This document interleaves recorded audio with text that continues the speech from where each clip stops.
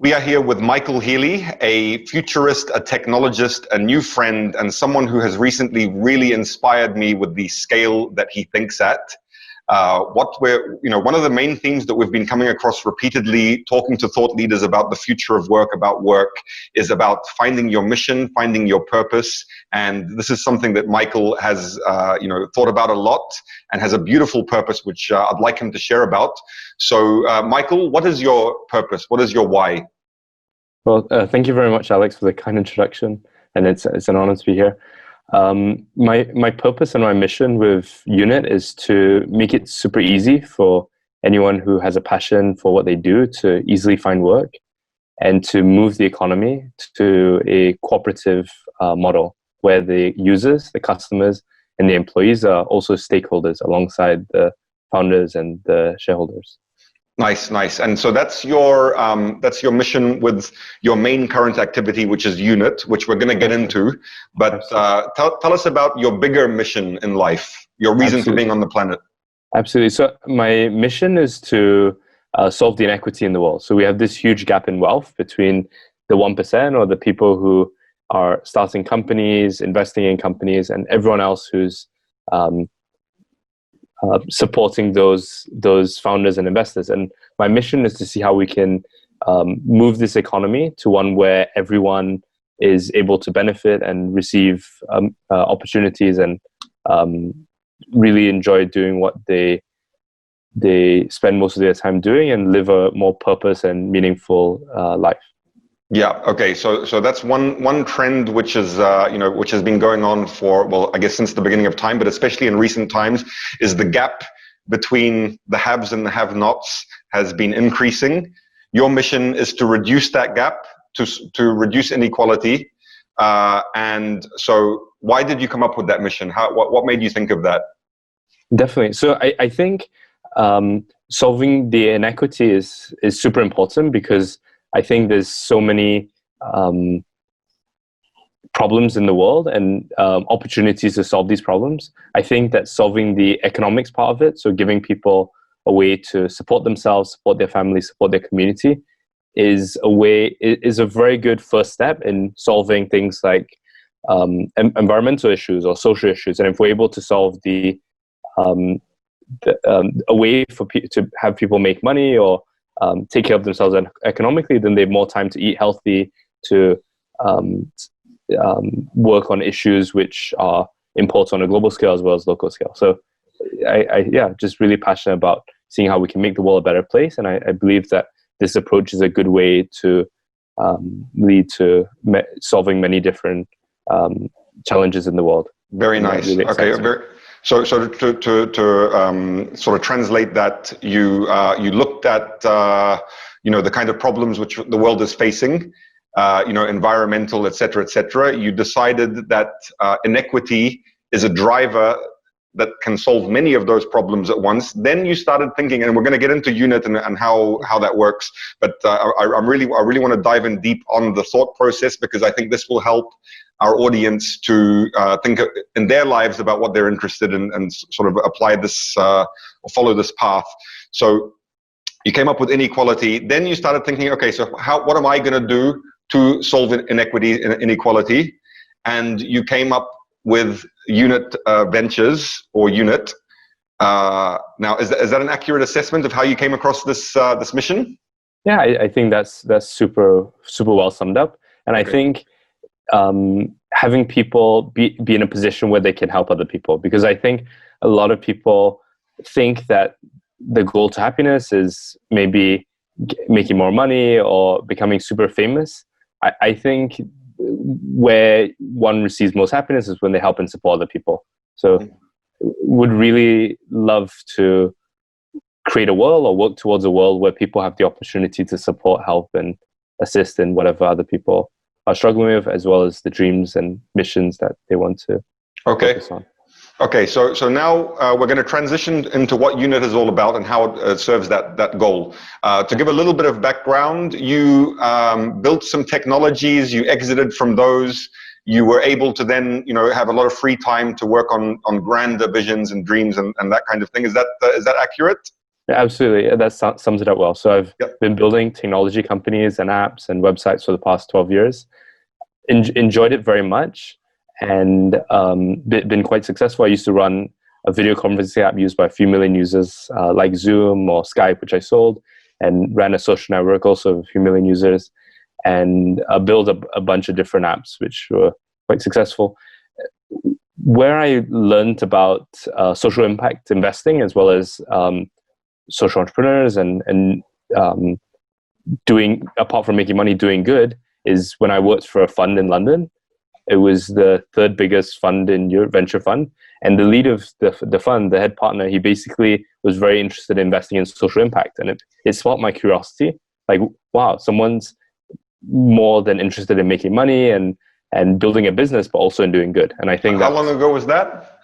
That was about 6 years ago, 7 years Okay. ago, 2014. Nice. And that's something I'm coming across as well. Like, it's quite easy in your career to postpone the philanthropy and the giving back until you're retired or you've made it or whatever. But there is a new kind of movement that I'm seeing where they're building the giving back into the venture itself. And so that's, yeah. Yeah, no, absolutely. And I think it's the future of companies and businesses to be, like you said, mission-led or purpose-driven, where alongside serving the investors and building up the business and scaling, they see how they can work towards empowering people and solving a greater issue. So I think we're going to see a lot of companies figure out, hey, this is a problem in the world which I'm passionate about solving, and new companies and existing companies will work towards on solving those. Very nice. Okay, so that's a kind of key takeaway for the audience, is when you're looking at building your dream, build into the dream from the beginning a certain percentage of giving back to those less fortunate or those in need or that kind of thing. I'm currently doing this in one of my new ventures. We're allocating a certain amount to giving back. So let's transition into Unit. So Unit, again, the taking that your life mission is to reduce inequality, and that you're a technologist and you're on the cutting edge of new kinds of disruptive technologies, like blockchain, because I think that's a very important, tool in the tool belt for the future of work, is doing things with the cryptocurrencies, blockchain, etc. So, but before we start on Unit, give us a bit of background about your approaches to the blockchain and how you came up with this idea and everything. Definitely. So I think the thing about the blockchain space at the moment, it's extremely early. So it's similar to the internet in the mid-90s, or the mobile phone or the smartphone in 2010. 2011, when the iPhone first came out. So we see lots of different projects getting funded, and projects which are very widely known in the blockchain space, but we haven't seen lots of use cases or businesses which have been at a stage to take advantage of this technology. But I think in terms of its growth and in terms of its potential, it's probably the most exciting thing out there. And why is that? Is because it goes back to the point of the future of work, the distributing the value created. And when you work at a company, or when you're let's say I'm an Uber driver, and Alex, you're an Uber customer. If let's say I drove Uber for 8 years and you rode Uber for 8 years, let's say it starts in 2010, it went public for $80 billion in 2018. Me as the driver, or you as the rider, we got none of the $80 billion IPO. We got none of all that money made from the founders and the people who started this company. And really, the future of work is where every person essential to the growth of a business or the growth of a company gets rewarded for it. So the exciting thing for me with the Bitcoin space, the blockchain space, like things like Ethereum, is all the users of these technologies also benefit from the growth of it. So Bitcoin is something very similar to PayPal, or any app, or Venmo, I was about to say, I was thinking, or to transfer money. But the key difference, if I was one of the first users of PayPal, I didn't receive any of the benefit. But the interesting thing about something like Bitcoin is it rewards the people who help create that value. So I think going back to the focus on future of work, we're going to start seeing organizations which emerge where everyone involved is a stakeholder. And for me, that's super exciting. And that is called a decentralized asset organization, DAO? Decentralized autonomous organization, very close. Autonomous, yeah, exactly. Thank you. So and these are called DAOs. Yeah, so that there is the framework for how these are being built right now? That's right, yep. So we're at an extremely early stage. Generally, the whole ecosystem, though there is a bunch of resources being thrown at it and extremely smart and talented people who believe that this is the future. So I'm really excited to be on the cutting edge of it, and excited for the next couple of years when we see really disruptive technologies and projects emerge, which completely shape society and have a very profound positive impact. Great. Okay, so now let's get specific in your DAO, your entity. Absolutely. Unit. Absolutely. Yep. How does it work? What's it all about?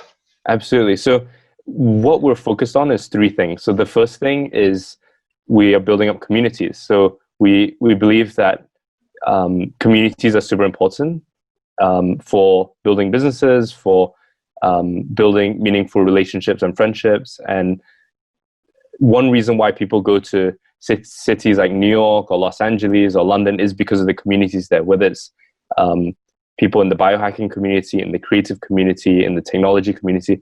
These are clusters where people sort of gather and support one another, and that's how you see projects and companies emerging and thriving. So the first thing we're doing at Unit is building up communities in 200 cities. So we're focused very hard on building from the ground up, and we've held maybe live events in 27 cities in the past year, and we've held conferences online with over 800 sessions. So that's been extremely successful, and it's growing well. The second thing that we're focused on is our marketplaces.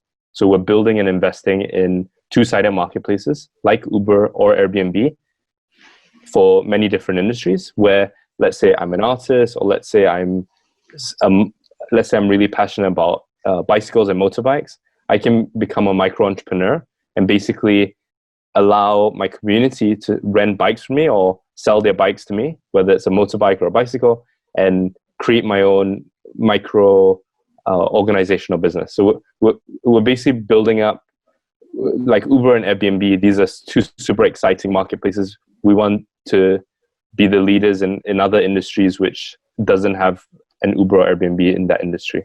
That's the second thing. And then the third thing is we believe that tokens are the future. We believe that blockchain is an essential piece of the economy, and we're helping show how tokens and DAOs, decentralized autonomous organizations, have so much value and can do so much good for businesses, organizations, individuals, and help distribute value in a very efficient and fair way.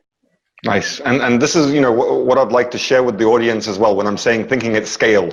Okay, he's not building a community in one city or 5 cities. He's building communities in 200 cities, and he's not building one marketplace for art or for yoga instructors. He's building 50 of those, and that's just now, and they're popping up by the day. Okay, so I totally want to honor you for thinking big and pushing the limit. Now, let's come back to a bit more down to earth for not the average entrepreneur, the average startup founder. Okay. Absolutely. What do you think are the most important tools for them to be thinking about? Let's say that they wanted to use these ideas from DAOs to their own activities. How does it work? What is the kind of like overview of that? Definitely. I think the key is to get a good community behind like an organization or a product or a movement. So if let's say someone was an entrepreneur building up a fashion brand, like really team up and work with the people who support your brand and believe in what you're doing, and build up a community. In terms of like DAOs and tokens, the first thing to do when you build up a DAO or a token is to really work out the model, but how can this token be used? How can we build ecosystem or economy around this community, around this brand, where you can help many different stakeholders or different members of this organization support one another. Okay, so back to your example with Unit.Ventures, which the website is www.unit.ventures. So you can go there, you can see all of the different 50 entities, like you said, bikes, art, there's, too many to list. So people are encouraged, we would encourage the audience to go there and check if they want to get involved in any of those communities. Now, and back to the DAO thing, the way that you've structured the incentives for people is very interesting. So, and normally in a traditional company setup, you would do that issuing shares and, sweat equity and investment capital, etc. In your case, how does it work? Definitely. So we have different tokens for each of these different marketplaces. And we basically imagine a future where all our providers on these different platforms, whether it's like Alex was saying, artists, bike providers, yoga teachers, masseuse, coaches, youth leaders, are basically stakeholders in these different ecosystems, economies, and DAOs.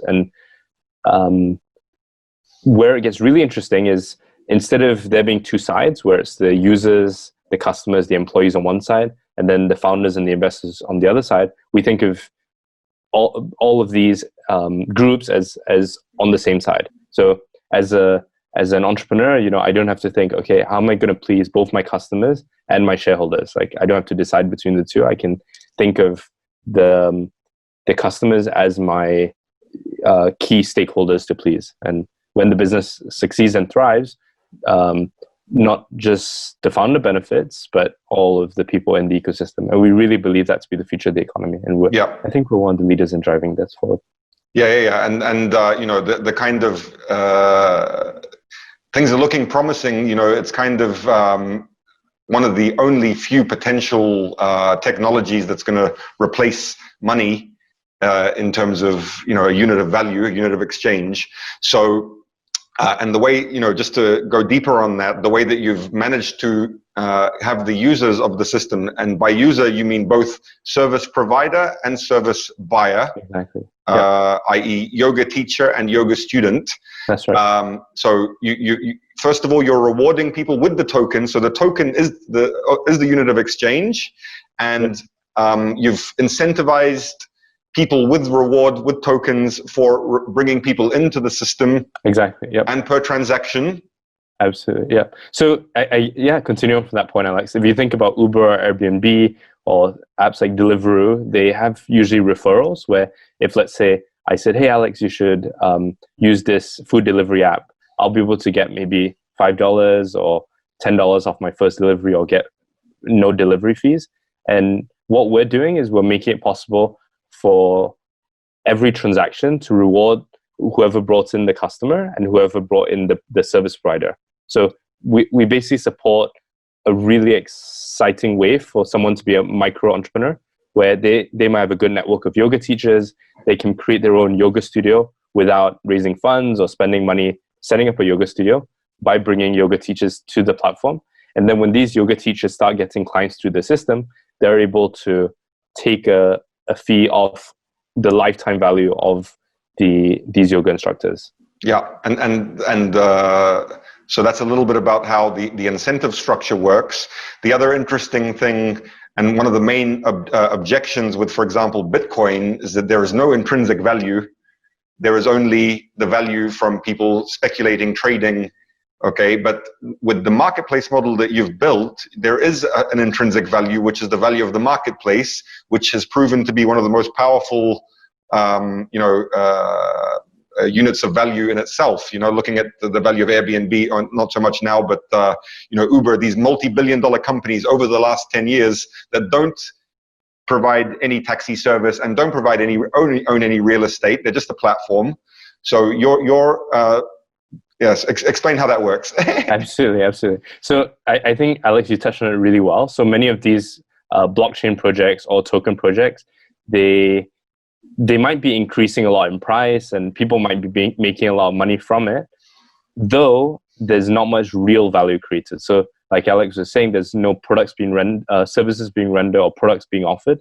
And what we're focused on is seeing how we can support people by matching providers and customers. So if let's say I'm a business coach, or let's say I'm a life coach, be able to wake up every morning and see, hey, these are 3 people who I can help support and get paid for doing what I enjoy.